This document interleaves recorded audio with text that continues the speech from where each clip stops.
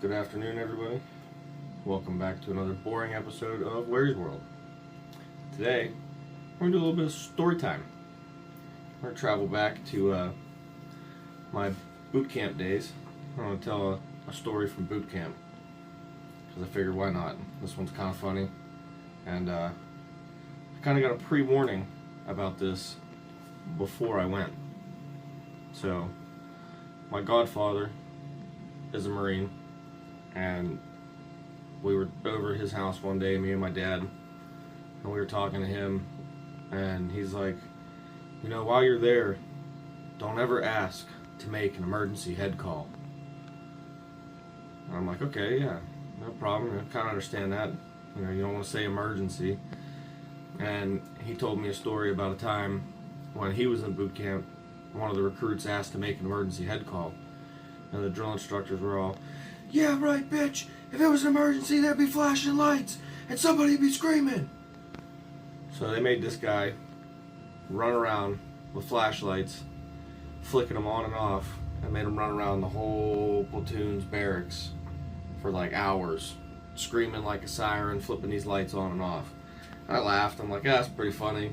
You know, what kind of stuff is that? You know.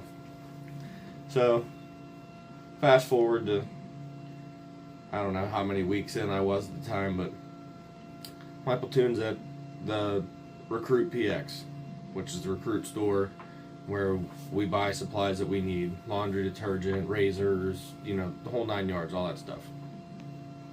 So there's 100 of us. I think there was 104 or so at the time. And we're all in there, you know, piled in. People were coming out as people were going in. Well, we had a guy, last name Ross. He was our platoon clown, you know, the funny guy, always doing stuff to try to get the drill instructors to laugh, to get us to laugh. He was an absolute good time the whole way through the 13 weeks. So I'm inside at the time, and I had already seen Ross ahead of me.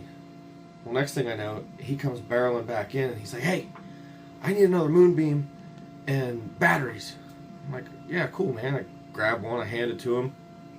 Somebody else hands him batteries. He runs up, pays for it, and he goes back outside.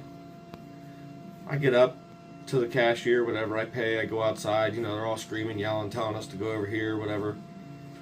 Well, apparently what had happened in the midst between all that, because when I went outside, Ross was getting destroyed.